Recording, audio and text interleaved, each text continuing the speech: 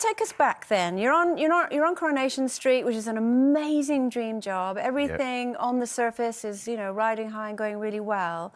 When did your battle with all of this begin? I think a lot of it probably about a year ago.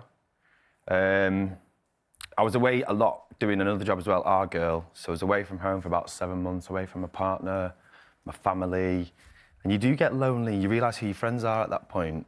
And then that's kind of where it all unravelled, I think, from that point. As in finding fame and you realise who your friends are? Yeah, 100%. Okay. The more people I met when I got in Corrie, the lonelier I kind of got, weirdly. Did you have a sort of a defining rock bottom moment which made you think, I need to sort myself out? Yeah, not that long ago, really. It was when I put the drink down, finally. I had friends come up again from London, and it's your environment, it's who you kind of spend time with, and all they did was just bring vodka to my house, and I was like, I don't think you're my friends. So I kind of lost it and was like, get out. Is this something new? Is this something new in your life as a result of being on Coronation Street? Or have you dealt with these kind of demons before, but it wasn't so bad? Half and half. I think any creative in this kind of industry has ups and downs, the highs and the lows. Like, I was living next door to Justin Bieber in South Africa 1 minute, and then I was living in West Disbury, not working the next minute, and it's just like this mad... So your reality is kind of... crazy. Yeah, but when you say that you threw your friends out and you haven't had a drink since, so did you literally just go cold turkey? You didn't have to go and get help for that? Cold turkey. I think it was just a massive shift in my consciousness where I was like, I cannot continue on this path. And I didn't want to start with the antidepressants. I was offered them. And I think I had to look inside and find out what I was kind of filling this void with. Yeah. Well, because, I mean, the thing is, all these things are very powerful, aren't they? Vodka, cannabis, porn are very powerful. It's all the same. It's just what drug do you choose, 100%. isn't it? And often it's to self-medicate all kinds of pain or loneliness or whatever. I suppose when I'm listening to that, I suppose that's a very complicated thing, isn't it? Porn and drink and everything. How are you going to do that just on your own? You've not had any specific I think help I had to leave the relationship I was in. I wasn't really looking after my ex-partner's needs, which is one thing that I kind of realised. And she did... I suppose if you're in a relationship and you're drinking and you're taking drugs and you're doing all that, you can't be present in that relationship. 100%, and there's no intimacy. Like, I wasn't literally like... So when you say needs, do you mean sexual needs? Yeah, as well. And is that because, you know, anyone who's addicted to porn, it's really well documented. There's a feeling of shame that comes very quickly after, obviously, you have your release or whatever, and then you feel dirty and ashamed. And then you can't find satisfaction with your partner because you haven't got that other thing in the room. It's not part of that relationship. Is that something that you found? Like a desensitised to it, in a way, And the amount of messages I've had, weirdly, are from a lot of women that are addicted to porn. OK. See, I think it's so courageous of you to come and talk about this because people just don't. And I think, you know, a lot of people will talk about addictions, but not porn addiction. And it's so important because young kids now are becoming so desensitised. And so and learning morals through it as well. Like you called it a mental health. You'd like a warning on pornography to say, look, this can affect your mental health. It's all part of the same frontal, like, we dopamine kind of... And she says here it's a subset of sex addiction. It's the crack cocaine of sex addiction. Wow. But also, it's so easily accessible now. I mean, you mentioned about kids having so much more access to porn. Porn now is not what we would think of as in our generation, where it's something in a top-shelf magazine. It's available. It's a click away on a phone, and you're seeing things in action. It's not, you know... And it's just pixels on a screen. You're never going to get love from that. So how did you deal with that? Did you, again, you just stopped?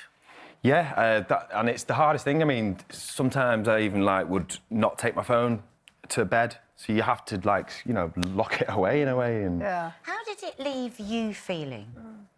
Because, I mean, we know more about the lows with alcohol and drug addiction, but how is the person left? Because I think often you can have sympathy for the partner that is with somebody with a porn addiction, but it must be very debilitating at the same time. But what was your lowest point within porn addiction? It just depletes all of... And I think it's different for men because of the energy that is released through it is, you know, then I started getting alopecia. Okay. And this just had no actual energy. I started losing weight.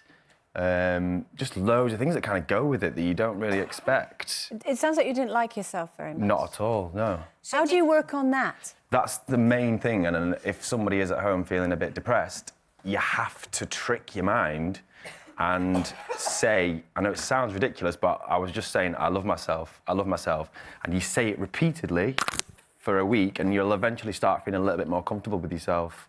You say it for a month, you'll start to actually believe it. Yeah. I mean, you just pointed out the fact that you have alopecia in your picture. I normally couldn't colour notice it in. Actually, to be honest. I normally use my mum's mascara to colour it in. Do you? Do you? Yeah. So is that a conscious decision now that you just accept that and you don't? Yeah, kind of. And a lot of people have messaged me again, like, you know, social media is a double-edged sword. Yeah. I've had a lot of response and it's amazing. I can't even keep up with the thousands of messages. So to everyone that has messaged me, like, I have read them, but I can't get back to you. Yeah.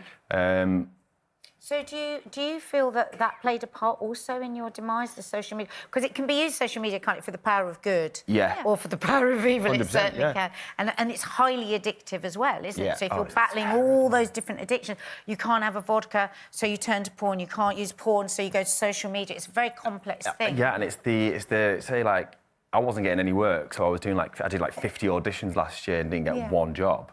So, like, the resentment that was building, I was becoming bitter, and then you go online and you're just bitter, and you're, like, using that to How are you going to stop yourself from feeling that again if there's any disappointments in future, you know? Because if you've not necessarily been taught the coping mechanisms, maybe, by an expert, you've sort of self-taught, haven't you? I think, for starters, was finding out what my addictions were, finding out where I was where I was going wrong, and you have to admit to yourself that you and are where they're on a coming bad path from as well, because Yeah. you know what your addictions are, but what's the cause of them? And Yes. it sounds like I think before as well, you take something like an antidepressant, you should at least try and battle. Yeah. Can I be so bold? Please Will you let me do. be really bold? Please do. I think it's totally incredible what you're doing, and you're showing enormous strength. But I think this is so complicated. Yeah, and there's I so many think levels. it's so hard. My husband's been 15 years sober now, and it's daily work to stay sober in a world where there is so much thrown at us. There's so much temptation. I would really urge you to get extra help. You know, there's an amazing sober revolution going on out there, and there is so much support that you could get, because one day at a time, you want to stay as healthy as this, don't you? I do, yeah. But well done for coming on here today. And it must have been awkward and strange and everything else to come on Loose Women and talk about it, but you did. You did. So well done, Sean. Thank you.